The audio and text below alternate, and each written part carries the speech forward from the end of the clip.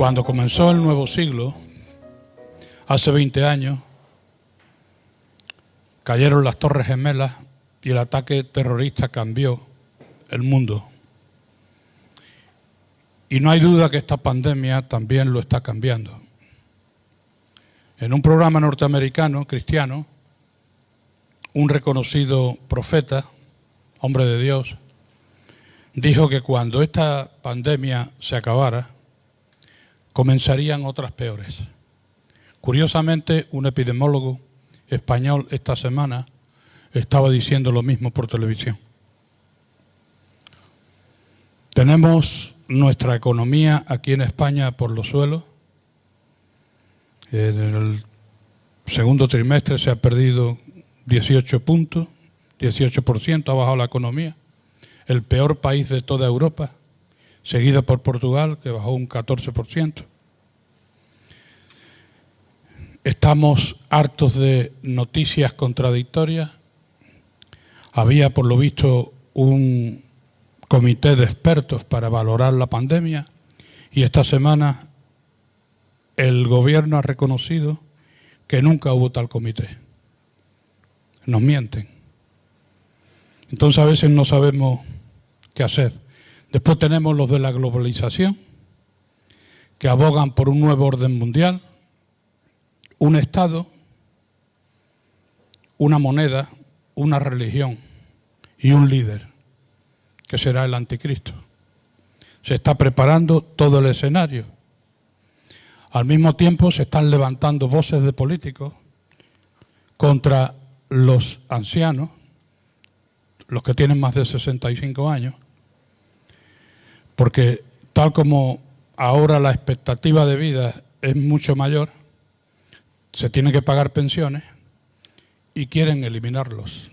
Ya no somos productivos, ya estorbamos.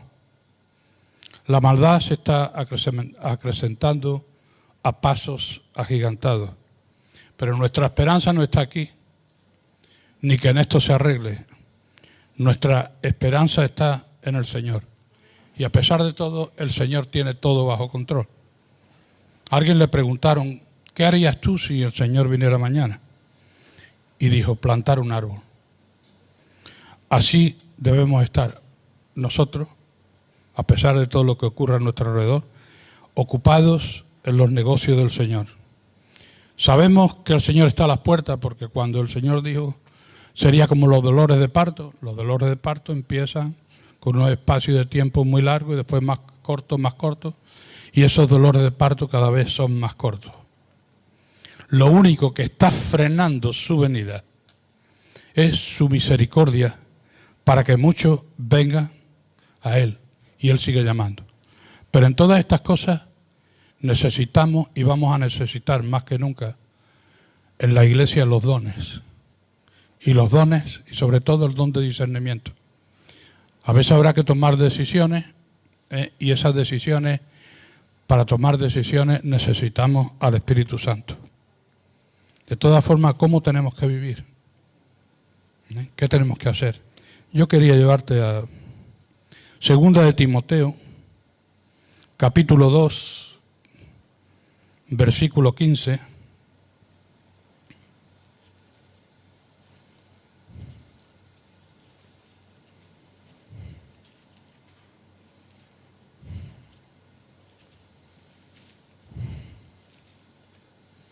Dice así, procura con diligencia presentarte a Dios aprobado, como obrero que no tiene de qué avergonzarse, que usa bien la palabra de verdad. Procura con diligencia. Con diligencia. A veces no somos diligentes, ¿no? A veces no nos presentamos delante de Dios. Y a veces sabemos que no somos aprobados. Aprobado quiere decir sin mala conciencia, que no tiene de qué avergonzarse. ¿Algunas veces te puedes sentir avergonzado delante de Dios cuando no has cumplido con Dios? Cuando Dios nos ha pedido algo y no lo hemos hecho. Por ejemplo, predicar el Evangelio a alguien que Dios te ha puesto y no lo hiciste. A mí me ha pasado, yo no sé a ti. Y esto más que nunca es vigente. Presentarte a Dios aprobado. Estas epístolas, las 3 epístolas que existen en la Biblia, primera y segunda de Timoteo y a Tito, eran unas cartas dirigidas a personas que eran discípulos de Pablo, y eran cartas personales.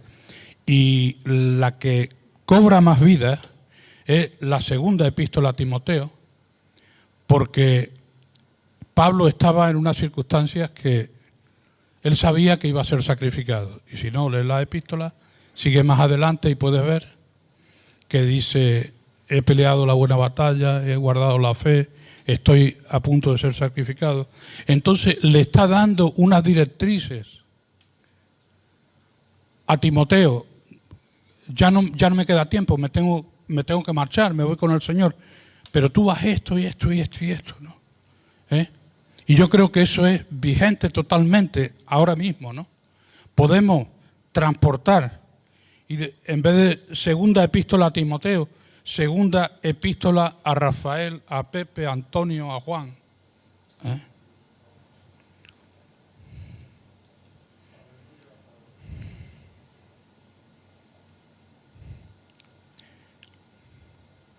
La Biblia dice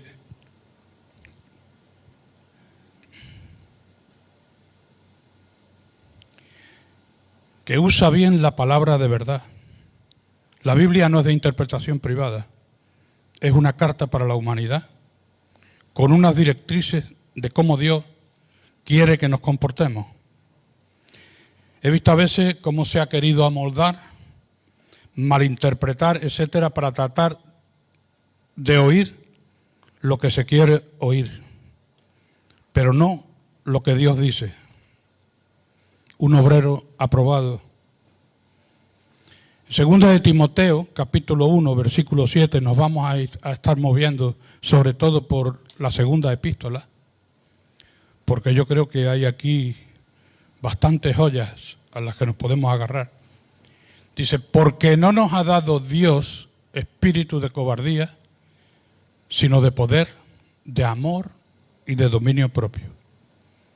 Un obrero aprobado, este es el mensaje clave de esta mañana. Un obrero aprobado tiene que ser valiente. Últimamente y desde hace unos años siempre se tiene cuidado, se está tratando de no ofender a nadie, de lo que es políticamente correcto. Incluso hemos entrado en ese espíritu. Desde hace unos años en muchos municipios, en Navidades se colocaban las luces diciendo feliz Navidad y demás. Hoy día ya no dicen feliz Navidad, dicen felices fiestas, porque se puede ofender al colectivo musulmán.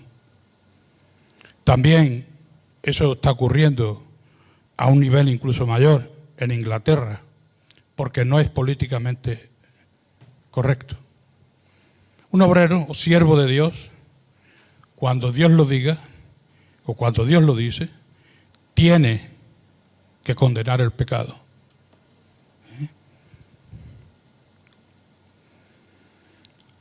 Nos hemos dejado llevar a veces por lo políticamente correcto y eso no es así. Si algún colectivo se ofende porque decimos la verdad, que se ofenda. Si defendemos la familia tradicional como institución puesta por Dios y algún colectivo se ofende, que se ofenda. Si los abortistas se ofenden porque defendemos la vida, que se ofendan. En los Salmos, 1000 años antes de Cristo, dice así: mi embrión vieron tus ojos, dando a entender que desde el momento de la concepción existe la vida. Si la izquierda religiosa se ofende porque predicamos a Cristo y ellos no creen en Él, que se ofendan. Juan el Bautista le dijo al rey, no te es lícito tener a la mujer de tu hermano. Le estaba diciendo, eres un adúltero. Y era el rey. Jesucristo le dijo a Herodes, ir y decirle a esa zorra, y le dijo a los fariseos, sepulcros blanqueados. Jeremías, obedeciendo al Señor, estaba predicando la redención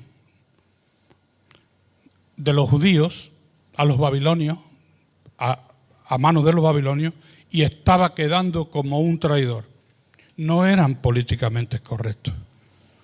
A partir de ahora, las leyes que se están promulgando, casi todas van por decretazo y totalmente opuestas al Señor. Nosotros tenemos que denunciar el pecado. Pase lo que pase. Si en un momento dado te denuncian, que te denuncien. Pero nosotros, llegado a este punto, no podemos predicar un evangelio descafeinado. Hay que predicar la palabra de Dios a pesar de. Y en 2 de Timoteo 3, 2 al 5 dice, también debes saber esto, que en los postreros días vendrán tiempos peligrosos, estos tiempos, porque habrá hombres amadores de sí mismos, avaros, vanagloriosos, soberbios, blasfemos, desobedientes a los padres, ingratos, impíos, sin afecto natural, implacables, calumniadores, interperantes, crueles, aborrecedores de lo bueno, traidores, impetuosos, infatuados, amadores de los deleites más que de Dios, que tendrán apariencia de piedad, pero negarán la eficacia de ellos. A esto evita. Esto es lo que tenemos ahora. Yo no puedo evitar, cuando leo esto, a veces me vienen caras, sobre todo de políticos que salen por televisión. Y esta palabra es totalmente actual. Entonces, precisamente por eso, y por esta gente tenemos que condenar el pecado. La Iglesia va por un camino totalmente distinto a lo que va este mundo. No somos de este mundo. No queremos este mundo. Queremos el reino de Dios. O debemos estar esperando el reino de Dios. En el último estudio bíblico que di, hablaba de las coronas y la corona de vida para todos aquellos que esperan su venida. Tenemos que estar esperando la venida de nuestro Señor.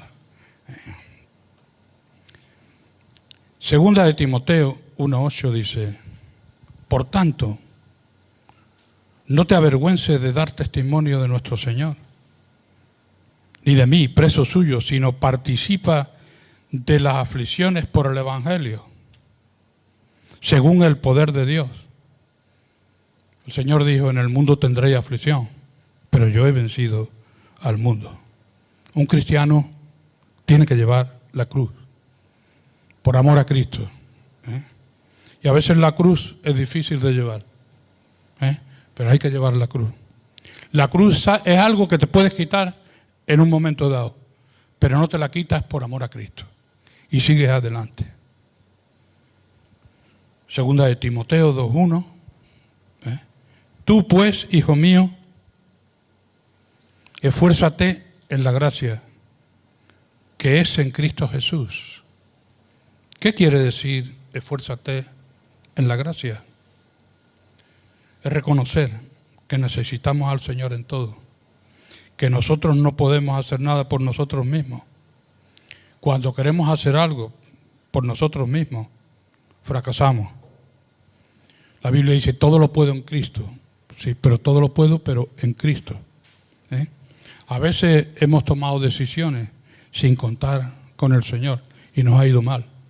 Diariamente tú necesitas la gracia de Dios para tirar adelante, y más en estos tiempos que nos está tocando vivir. Tú sin la gracia de Dios no vas a ningún lado.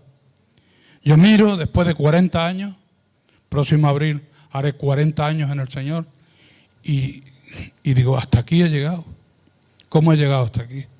Por la gracia de Dios. La gracia de Dios es la que te sostiene. Y te tienes que esforzar en la gracia, pidiendo la gracia de Dios diariamente. Si no, no vas a ningún lado. No llegarás a ningún lado. Esfuérzate en la gracia. En 2 de Timoteo 2:4 dice: ninguno que milita se enreda en los negocios de la vida a fin de agradar a aquel que lo tomó por soldado. Un obrero aprobado tiene una meta, y en primer lugar al Señor. No es que descuide su negocio, se puede hacer negocio, se puede trabajar, pero la Biblia dice: busca primero el reino de Dios y todo lo demás te será añadido. Tienes que buscar el reino de Dios, Y a veces dejamos el reino de Dios en un segundo lugar y ponemos antes nuestro reino, Pero tenemos que buscar el reino de Dios si quieres ser un obrero aprobado. 2 de Timoteo 3:10-12 dice: pero tú has seguido mi doctrina, conducta, propósito, fe, longanimidad, amor, paciencia, persecuciones, padecimientos como los que me sobrevinieron en Antioquía, en Iconio, Listra, persecuciones que he sufrido y de todas me libró el Señor. Y también todos los que quieren vivir piadosamente padecerán persecución.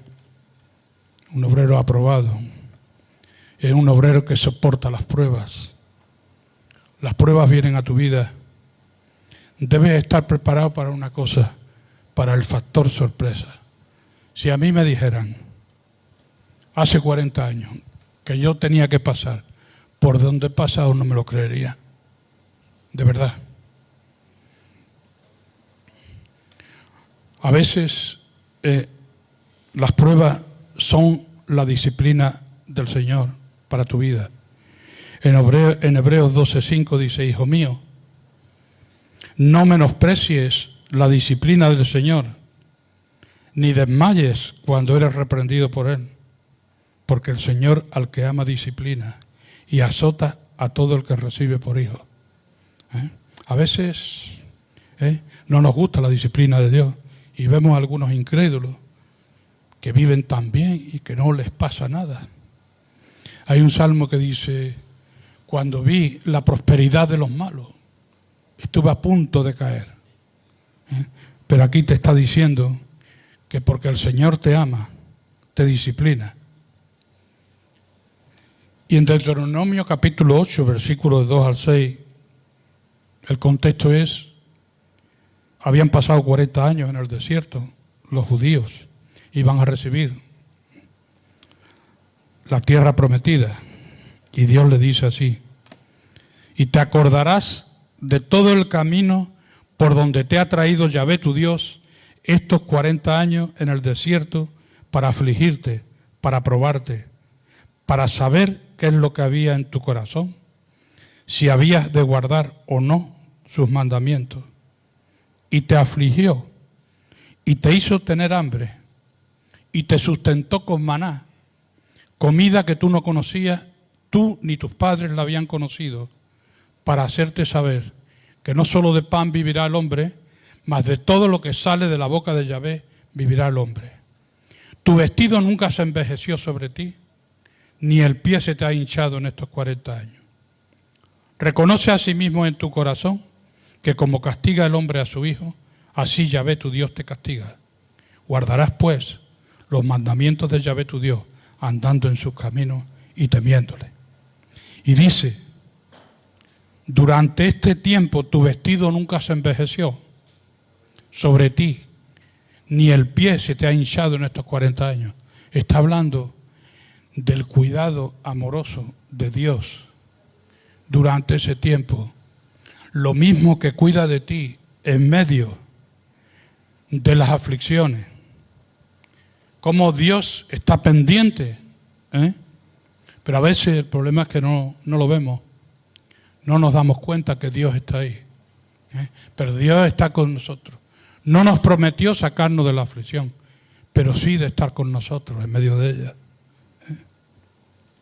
A veces, por supuesto, hay ataques que vienen del diablo, sobre todo si estás causándole daño, lo mismo que le pasó a Job. Yo recuerdo, lo he comentado creo que un par de veces, hace ya años, una profecía que me dieron, llevaba unos meses convertido nada más. La Biblia dice, no menospreciéis las profecías, ¿no? Yo cuando sé que una profecía viene para mí, que tú lo puedes notar, lo agarras, lo guardas. Y a mí me dijo el Señor, yo he escogido para ti un camino que no se parece en nada al que tú esperas. Un camino de lágrimas, un camino difícil, y llorarás y verás todo, y no quiero que veas todo oscuro en tu vida, sino para que veas mi Hijo manifestado en tu vida y para que veas mi gloria.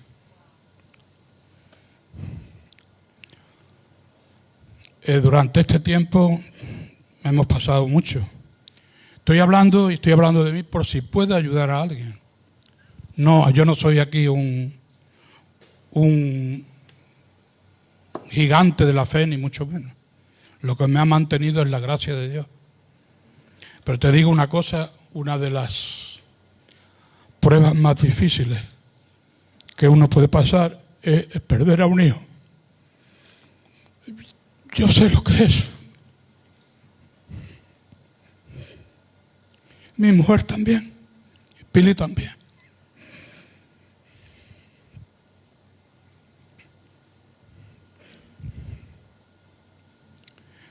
Necesitamos de la gracia para soportarlas y no venirnos abajo. A veces es duro, pero Dios está ahí y Dios nos consuela. Un obrero aprobado trabaja, colabora y ayuda a sostener a su iglesia. Tú tienes un compromiso con tu iglesia. En 2 de Timoteo 1:13 dice, retén la forma de las sanas palabras que de mí oíste en la fe y amor que es en Cristo Jesús. Y en 2 de Timoteo 3:16, toda la escritura es inspirada por Dios, útil para enseñar, útil para redarguir, para corregir, para instruir en justicia. Un obrero es fiel en la doctrina. Un obrero es fiel con la palabra.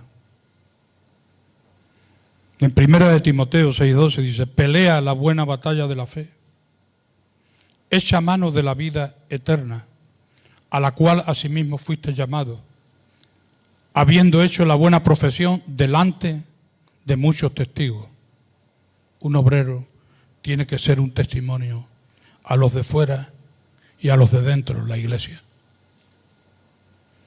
De nada va a servir lo que tú le digas a alguien si no tienes un buen testimonio. A veces la gente va a ver no lo que dices, sino lo que haces. También necesitas ser una piedra dentro de la iglesia para que los hermanos puedan ver en ti a Cristo. 1 de Timoteo 3:12 dice, los diáconos sean maridos de una sola mujer y que gobiernen bien sus casas, sus hijos y sus casas. Tu casa debe ser una oficina local de la iglesia.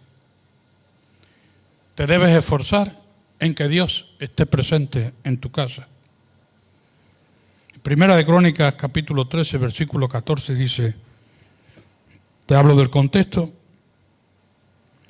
llevaban el arca de Dios, que contenía la presencia de Dios, la llevaban a Jerusalén, y el carro con bueyes pues que se caía, y llegó un levita que no le era dado tocar el arca y quiso ayudar el arca y Dios lo fulminó. Y entonces con el arca no sabían qué hacer en ese momento y lo llevaron a la casa de Obed-edom, del arca con la presencia de Dios. Dice, y el arca de Dios estuvo con la familia de Obed-edom en su casa 3 meses. Y bendijo Yahvé la casa de Obed-edom y todo lo que tenía. Es importante que la presencia de Dios esté en tu casa. A veces tenemos problemas,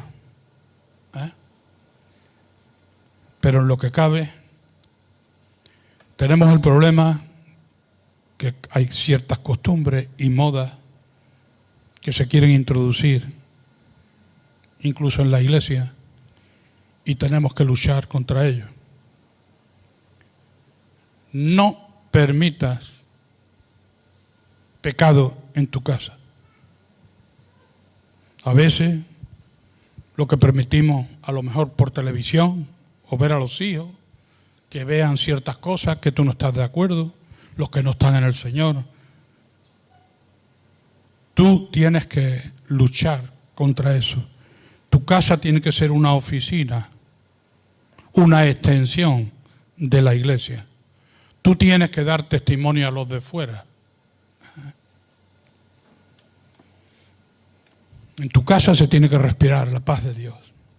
En Josué 24, versículos 14 y 15 dice, ahora pues, temed a Yahvé y servirle con integridad y en verdad, y quitad de entre vosotros los dioses a los cuales sirvieron vuestros padres, al otro lado del río, y en Egipto, y servir a Yahvé. Y si mal os pareciere servir a Yahvé, escogeos hoy a quién sirváis, si a los dioses a quienes sirvieron vuestros padres cuando estuvieron al otro lado del río, o a los dioses de los amorreos en cuya tierra habitáis. Y la frase culminante, pero yo y mi casa serviremos al Señor. Yo y mi casa serviremos al Señor. A pesar de yo y mi casa serviremos al Señor. Cuando dice hay que quitar los dioses que sirvieron al otro lado del río, a veces tenemos que quitar dioses de las casas. Tenemos que tomar el lado de Dios. Y hay un texto en Jeremías 15, 19, dice, por tanto, así dijo Yahvé. Dice, si te convirtieres, yo te restauraré, y delante de mí estarás, y si entresacares lo precioso de lo vil, serás como mi boca. Conviértanse ellos a ti, y tú no te conviertas a ellos. Conviértanse ellos a ti, y tú no te conviertas a ellos. La presencia de Dios en tu casa. Y que la vean, y que sean conscientes. Y sigue, y te pondré en este pueblo por muro fortificado de bronce, y pelearán contra ti, pero no te vencerán, porque yo estoy contigo para guardarte y para defenderte, dice Yahvé. Y te libraré de la mano de los malos, te redimiré de la mano de los fuertes. Tenemos un compromiso grande delante de Dios. Yo me he basado en esta, sobre todo en la segunda epístola a Timoteo. Es como una carta personal para cada uno de nosotros. Está vigente. Es más vigente hoy que nunca. Y yo y mi casa serviremos al Señor. Y conviértanse ellos a ti, y tú no te conviertas en ellos, a ellos. Hermanos, Dios nos va a cuidar. Dios está por nosotros. Procura presentarte a Dios aprobado. Pues esto es lo que tenía que compartir. Que el Señor os bendiga. Nos ponemos de pie y nos despedimos en oración.